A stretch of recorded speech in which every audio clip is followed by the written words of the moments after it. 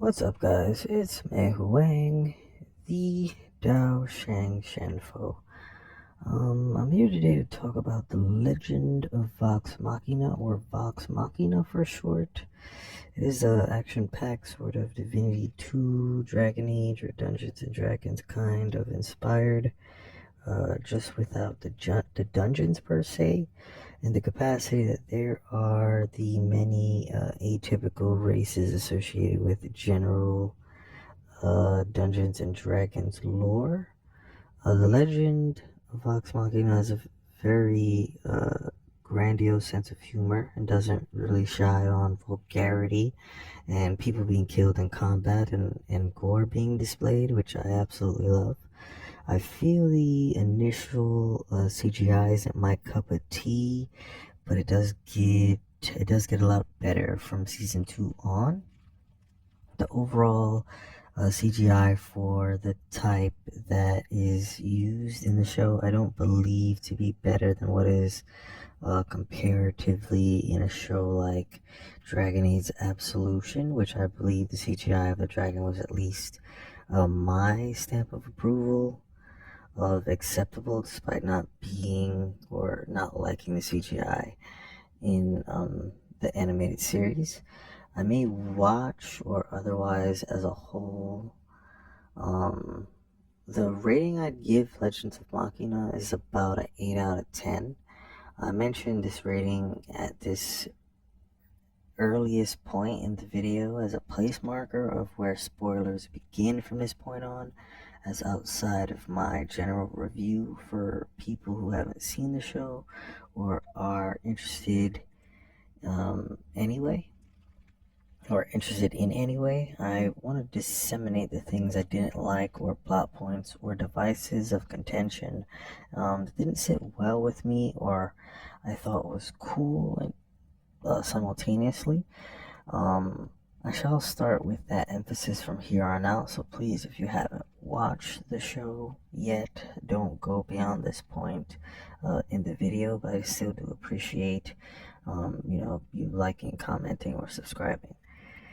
Vax's crow armor has like crow heads on the shoulder, which is a very nice touch if you look closely. He makes the armor itself look pretty badass. Maybe the design was partially adapted from Castlevania Season three's character Striga. She did have crow shoulder guards. If not, still a really cool design idea. I didn't like that Percy's demon that came back, but attached to Anna, that we later find out is Orthax. I really hope that I really hope that the demon got a proper name classification, and the backstory otherwise. For Orthax, I think it's kind of lazy to bring the supposed Percy revenge demon back under the wing of Anna Ripley. But I thought that I was going to be, wowed in the capacity that, again, you later find out his name is Orthax. I assumed that at that point there was going to be a proper background, like fully fleshing out of the character, but they really just give a classification in terms of a name, but not like a full, bestiary like classification, deep dive into Orthax and, what that means, which I find confusing to a degree because they kind of go into, at least all of the main characters and the few characters associated with the main teams, background. Even going into Anna's background, she's not, a part of the main team. Like, that's just an example of, if you get what I'm trying to say. That choice and lack of execution along those lines didn't necessarily suit my entertainment watching palette and appease my particular critique. So I do think that's a pretty poop part of the show.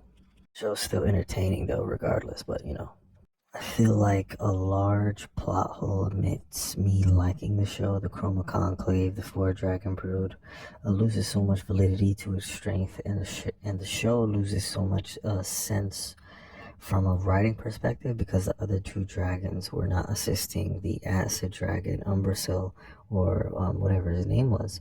Even if one is to assume Raishan or Raisha was dragging her feet, no pun intended, it doesn't make sense why the ice-oriented dragon and the acid dragon did not decimate not only Vox Machina together, but weren't placed on more missions together that we would see, and amidst that one occurrence that we first meet the rest of the dragons between the end of season 1 and going into season 2 episode 1.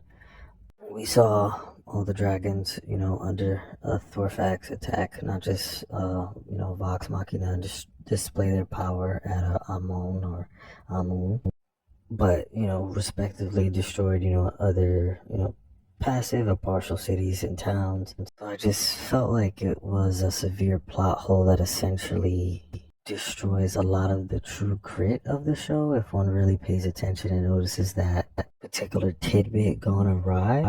Like, why didn't two or more dragons, but there's only four of them, so why didn't the other three attack? Even if we're going to say that, Raishan wasn't on the basis of her planning and, some type of betrayal later on like she does, why don't the acid and the ice dragon just decimate everyone?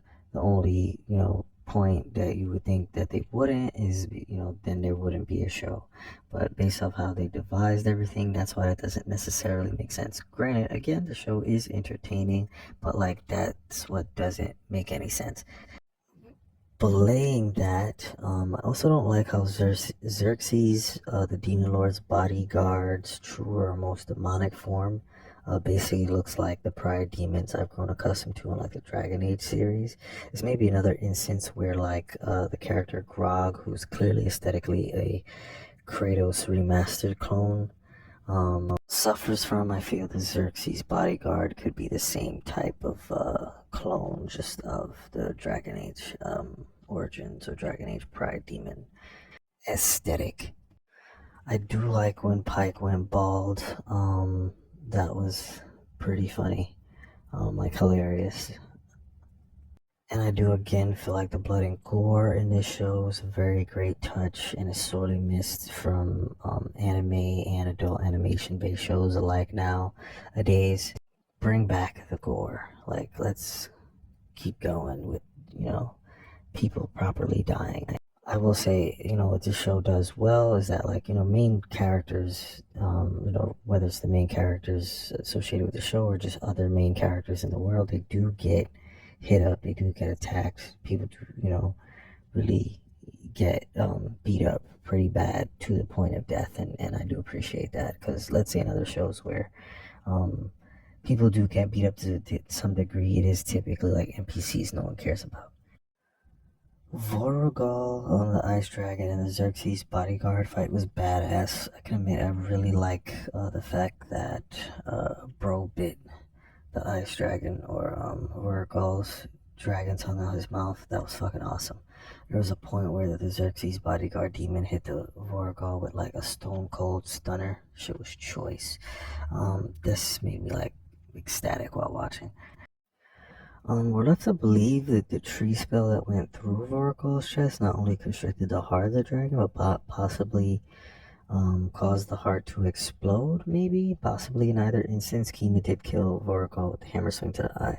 Surprisingly, in this show, eye gouges are super fatal towards dragons, despite the durability of the dragon shown in the show. One might think they could persist despite this, even if they were theoretically blind to continue the fight, but I digress.